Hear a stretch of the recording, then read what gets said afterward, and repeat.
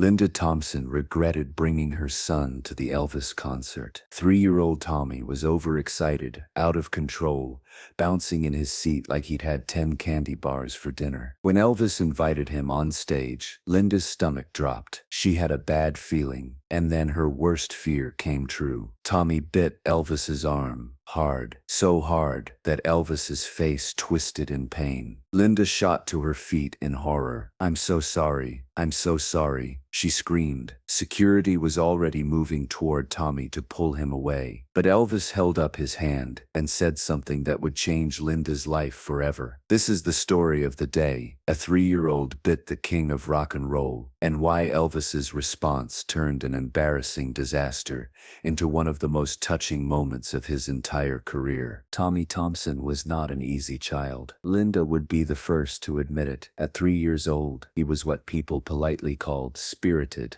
and what less polite people called a handful. He didn't walk anywhere, he ran. He didn't talk, he shouted. He touched everything, climbed everything, and had absolutely no concept of personal boundaries or appropriate behavior. Linda loved her son fiercely, but raising him alone after her husband's death 2 years earlier had been the hardest thing she'd ever done. Tommy's energy was exhausting on a good day and overwhelming on a bad one. The thing was, Tommy didn't mean to be difficult. He wasn't a bad kid. He was just intensely curious, intensely physical, and intensely emotional about everything. When he was happy, he was ecstatic. When he was scared, he was terrified. There was no middle ground with Tommy. Everything was turned up to maximum volume. Linda had taken him to doctors, wondering if there was something wrong, some diagnosis that would explain his intensity. But the doctors just shrugged and said some kids were like that. He'd probably grow out of it, they said. Linda hoped they were right, but in the meantime, she was exhausted. Taking Tommy to the Elvis concert had seemed like a terrible idea from the start. Linda's sister Janet had given her the tickets as a birthday present. "You need a break," Janet had said.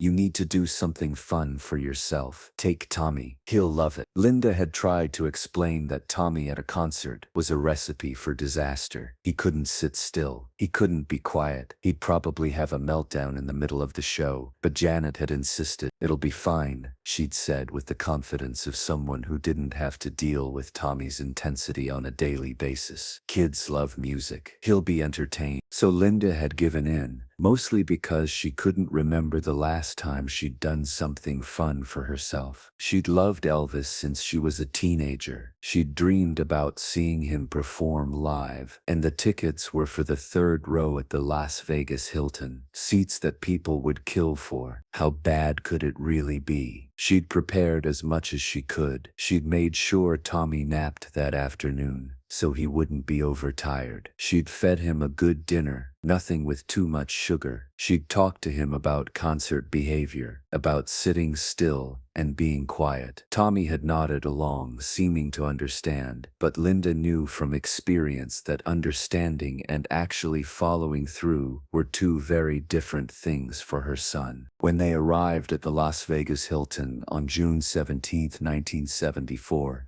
Linda was already on edge. The crowd was massive, loud, full of excitement that seemed to amplify Tommy's already high energy level. He kept trying to run off in different directions, pulling at Linda's hand, pointing at everything, asking a million questions in his loud, high-pitched voice. Other concert-goers were giving them looks, the kind of looks that parents of difficult children know all too well. The looks that say, "Control your kid." Their seats were incredible, 3rd row center, so close to the stage that Linda could see the details of the setup, the microphone stands, the instruments waiting for the band.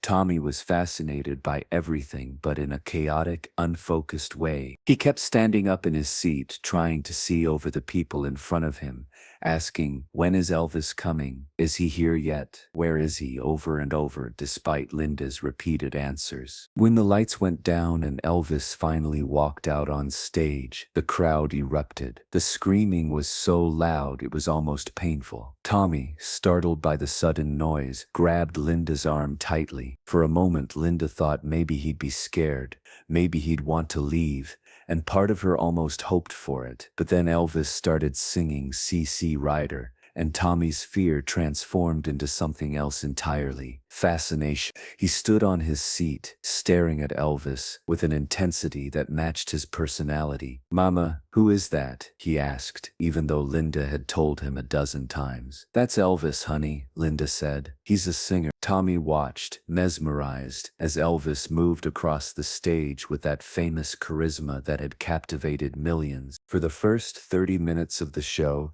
things were actually going okay. Tommy was still fidgety, still asking questions constantly, still standing when he should be sitting. But he was engaged. He wasn't having a meltdown. He wasn't trying to run away. Linda started to relax slightly, thinking maybe Janet had been right. Maybe this would be okay. Elvis was performing beautifully, working through his hits with the ease of someone who'd done this thousands of times. The crowd was loving every second. And then Elvis started talking about family, about children, about how important it is to cherish the little ones in your life. "You know," Elvis said, his voice carrying clearly through the arena, "nothing in this world is more precious than children. They're honest, they're pure, they love without conditions." He paused, looking out at the audience. "I'd like to bring some children up here on stage with me tonight. Share this moment with the little ones." The crowd cheered. Elvis started pointing at different sections, inviting kids up. He brought up a shy little girl who could barely speak. He brought up twin boys who sang along with him. Each interaction was sweet and charming, showing a softer side of Elvis that the crowd ate up. Then Elvis's eyes found Linda and Tommy. "You there," Elvis said, pointing directly at them. The little boy in the red shirt. "What's your name, son?" Before Linda could even process what was happening, Tommy shouted at the top of his lungs, "Tommy." Elvis laughed. "Tommy, that's a good strong name. Tommy, would you like to come up here and meet me?" Tommy didn't answer with words. He started climbing over the seats in front of them, trying to get to the stage before Linda could even stand up. "Tommy, wait," Linda called, mortified, as she scrambled after him. Security helped them get to the stage,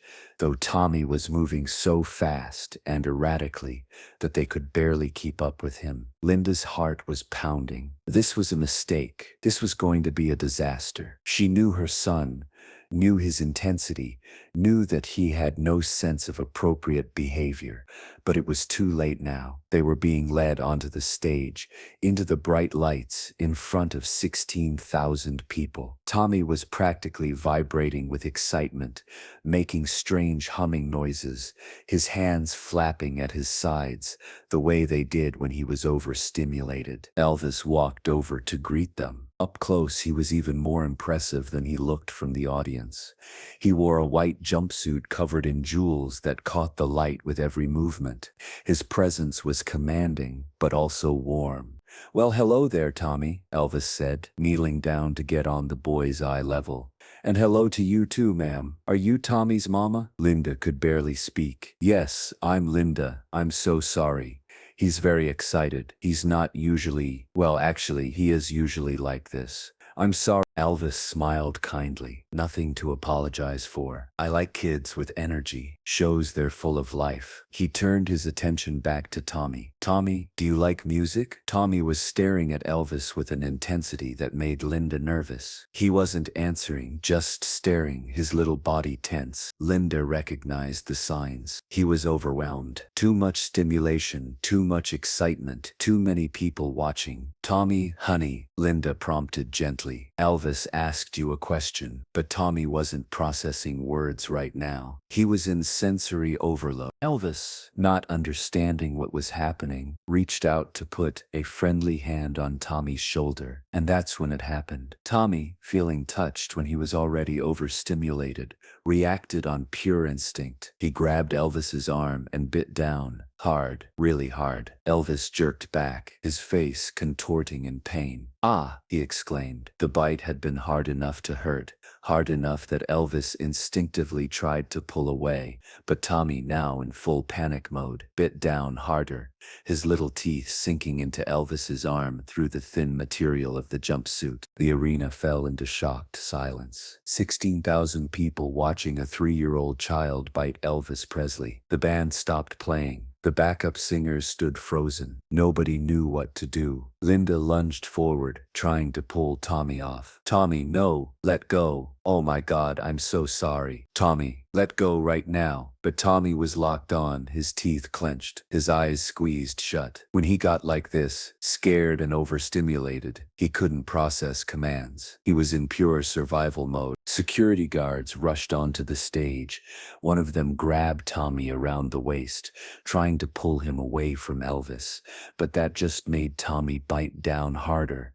Elvis made a sound of pain, and Linda saw with horror that there was a small spot of blood on Elvis's white sleeve. Oh God, he broke the skin. I'm so sorry. I'm so sorry. She was crying now, mortified beyond words. This was her worst nightmare come true. Her difficult child had just assaulted Elvis Presley in front of thousands of people. Elvis, still in pain, held up his free hand to stop the security guard. Wait, he said through gritted teeth. Don't pull him. You'll hurt him. The security guard looked confused. Sir, we need to get him off you. Elvis shook his head. No, just give me a second. He looked down at Tommy, who still had his teeth clenched on Elvis's arm, eyes squeezed shut, little body trembling, and something clicked in Elvis's mind. This wasn't an attack. This was fear. Elvis had seen this kind of reaction before, though he couldn't quite remember where. But he recognized it. The child wasn't being aggressive. He was terrified. Tommy, Elvis said softly, his voice gentle, despite the pain in his arm. Tommy, it's okay. You're safe. Nobody's going to hurt you. Tommy didn't respond, didn't open his eyes, didn't loosen his bite. Elvis continued in that same soft, calm voice. I know you're scared, buddy. I know it's really loud and bright up here. I know there are too many people and too many things happening, but you're okay. I promise you're okay. Linda was sobbing now. I'm so sorry. He does this when he gets overwhelmed. He doesn't mean to. He's just scared. Please don't press charges. Please, I'll pay for any medical bills. Elvis cut her off gently. Ma'am, it's okay. He's just scared. I get it. He turned his attention back to Tommy. Hey, little man, I'm going to tell you a secret. You want to hear a secret? Tommy's eyes opened slightly, though his teeth didn't release. Sometimes I get scared too, Elvis said. All these people, all these lights, all this noise. Sometimes it's scary for me too. Elvis started humming softly. Not one of his songs, just a gentle, wordless tune. Something calming and simple. As he hummed, he slowly, carefully, sat down on the stage floor, right there in his jeweled white jumpsuit, still with Tommy's teeth in his arm. Come here, buddy, Elvis said, using his free arm to gently guide Tommy to sit down with him. Let's just sit here for a minute. No rush, no pressure. The arena was still completely silent. 16,000 people watching Elvis Presley sit on the stage floor, humming to a terrified 3-year-old who was biting his arm. Linda sank down beside them, still crying, still apologizing. Linda, Elvis said gently, it's okay. He's going to be okay. We're all going to be okay. He kept humming, kept speaking in that calm, soft voice. Tommy, I'm going to count to 3, and then I want you to let go of my arm. I'm not mad at you. Nobody's mad at you. You just got scared, and that's okay. But when you let go, I promise everything will be okay. Can you do that for me? Tommy's eyes were open now, looking at Elvis with a mixture of fear and confusion. 1, Elvis said calmly. 2, Tommy let go. His mouth opened, and he released Elvis's arm. Immediately he burst into tears, loud wailing sobs. I'm sorry,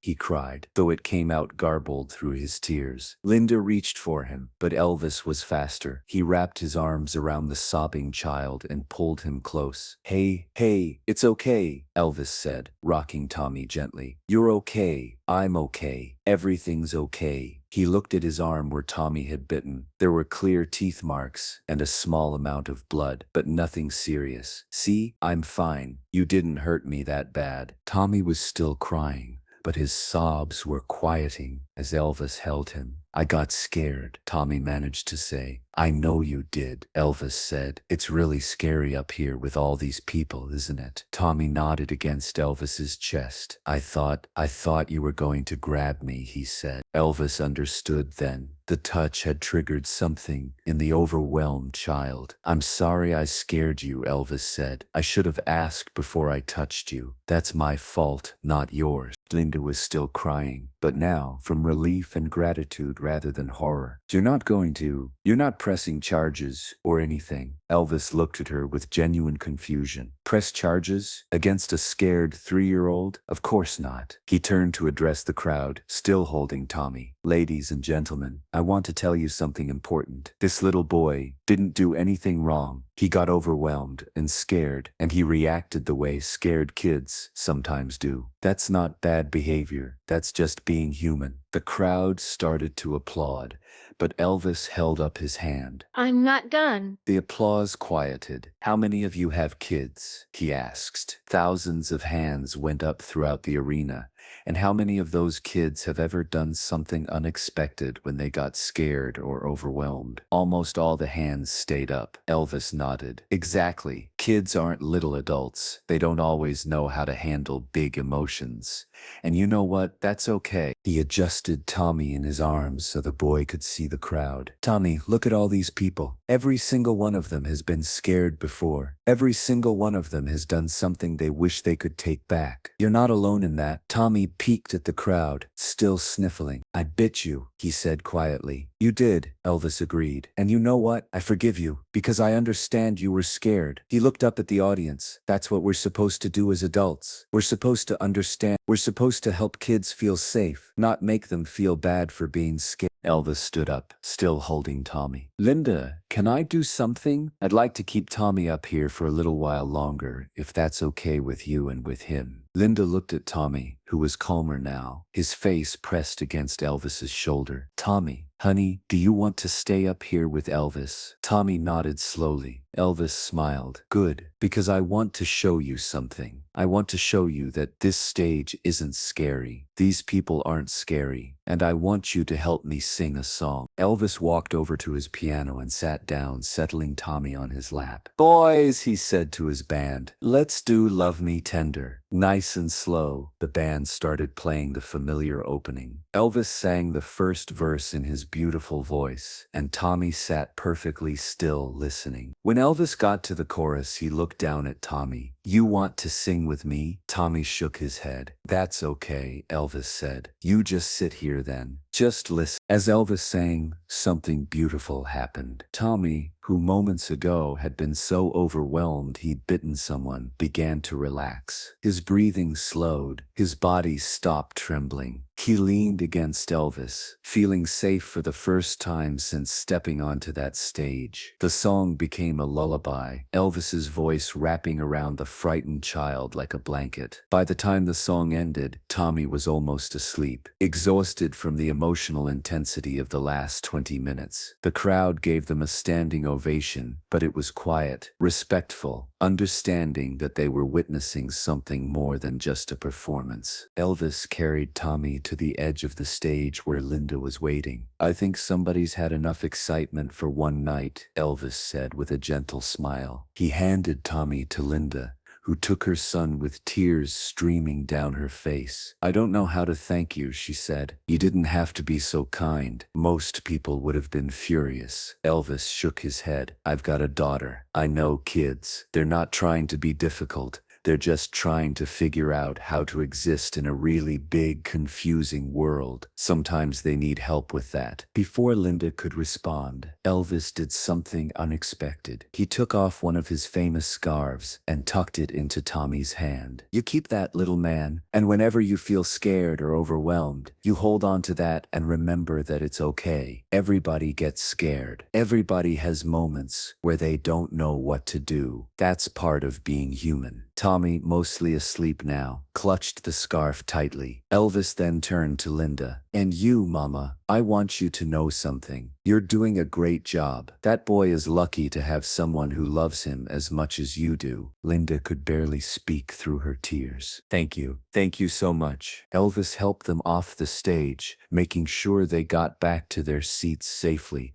before continuing with his show. But something had shifted in the arena. The energy was different now, warmer, more connected. Elvis had shown everyone there what grace looked like, what understanding looked like, what it meant to meet someone where they are instead of where you expect them to be. For the rest of the show, Elvis kept looking over at Linda and Tommy. He'd catch Linda's eye and smile, checking to make sure they were okay. Tommy slept through most of the remaining concert, exhausted from his overwhelming experience, clutching Elvis's scarf, even in sleep. When the show finally ended and people started filing out, dozens of strangers stopped by Linda's row to tell her what a beautiful moment that had been, how touched they were by Elvis's kindness, how they'd remember that moment forever. Word about what happened spread quickly. By the next day, newspapers were covering the story. "Elvis comforts child who bit him during concert," read one headline. "The King shows grace under pressure," read another. Some outlets tried to make it sensational, focusing on the bite itself, but most understood what had really happened. This wasn't a story about a misbehaving child. This was a story about compassion, about understanding, about choosing kindness when you could choose anger. Linda received calls from reporters wanting interviews,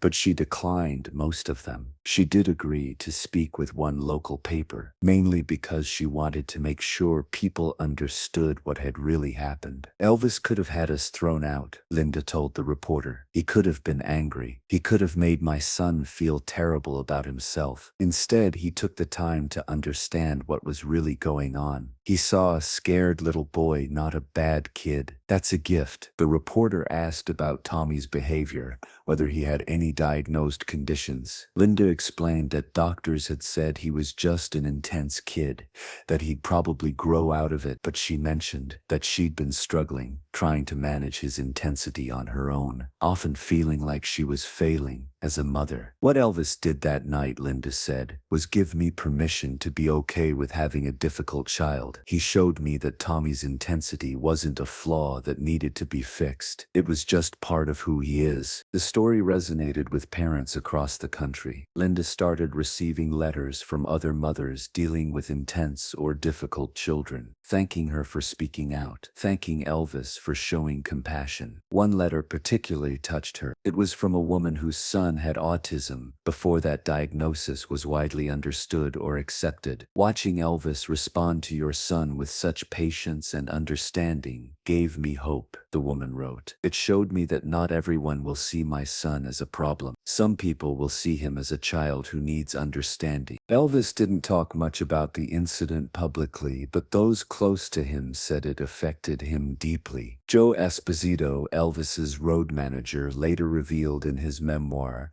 that Elvis had been shaken by the experience, not because of the bite, Joe wrote. That didn't bother him much, but because he realized how close he'd come to making a scared child feel worse. He kept saying, "What if I'd gotten angry? What if I'd pushed the kid away? I would have traumatized him." After that night, Elvis started paying closer attention to children at his concerts. He'd watch their body language, their facial expressions, trying to gauge their comfort levels before inviting them on stage.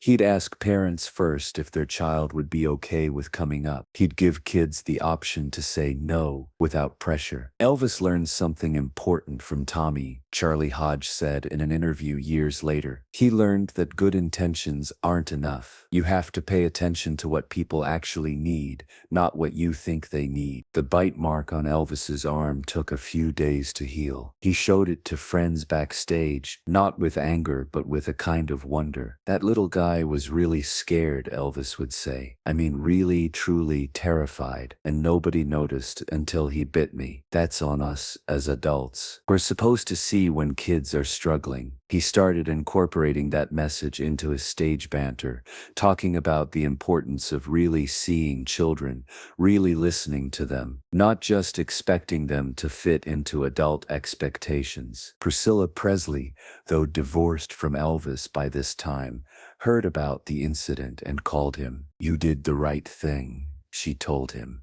Lisa Marie told me about it. She said, "You were a hero." Elvis brushed off the hero talk. "I just did what any decent person should do," he said. The kid was scared. It wasn't complicated, but Priscilla insisted it was more than that. "Most people wouldn't have responded that way," she said. "Most people would have been angry or embarrassed.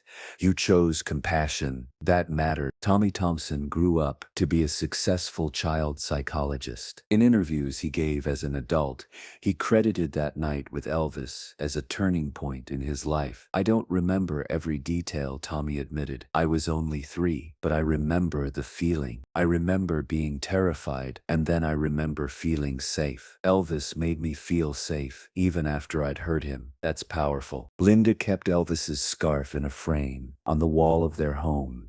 As Tommy grew older and the intensity that had defined his early childhood began to mellow into passionate focus, Linda would tell him the story of that night, how he'd bitten Elvis Presley, how Elvis had forgiven him and held him and made him feel okay. "That's how I want you to treat people," Linda would tell Tommy, "with that kind of understanding, with that kind of grace." Tommy specialized in working with children who had sensory processing issues and anxiety disorders. He said Elvis's response to his overwhelmed 3-year-old self taught him everything he needed to know about how to help kids who were struggling. "Elvis didn't try to fix me or change me or make me behave differently," Tommy explained in a TEDx talk he gave in 2008. "He met me where I was. He understood that my behavior wasn't about being bad. It was about being overwhelmed. That understanding changed everything." In 2002, Tommy and Linda made a pilgrimage to Graceland. They took a tour of Elvis's home. At the end, Tommy asked if he could share his story with the staff. He told them about the bite, about Elvis's kindness, about how that night had shaped his entire career. The staff was moved and asked Tommy to put his story in writing. It's now part of the Graceland archives, a testament to Elvis's compassion and understanding. Today, the story of Elvis and Tommy is taught in child psychology courses as an example of how to respond to children in crisis. It's used in parenting classes as a model for understanding that difficult behavior often comes from fear or overwhelm, not malice. Tommy has written a book called Meeting Children Where They Are, which opens with the story of biting Elvis Presley and the grace he received in return. The incident reminds us that how we respond to people in their worst moments defines who we are. Elvis could have been angry. He had every right to be angry. The child had bitten him hard enough to draw blood in front of 16, but instead of responding with anger, Elvis responded with curiosity. Instead of punishment, he offered understanding. Instead of making a scared child feel worse, he made him feel safe. Linda Thompson passed away in 2019, but not before seeing her son become a leading voice in compassionate child psychology. At her funeral, Tommy told the Elvis story one more time. "My mother brought me to that concert even though she knew I might have a meltdown," he said. "And when I did, Elvis showed both of us that meltdowns aren't failures. They're just moments when someone needs help. That lesson saved my childhood. It probably saved my life.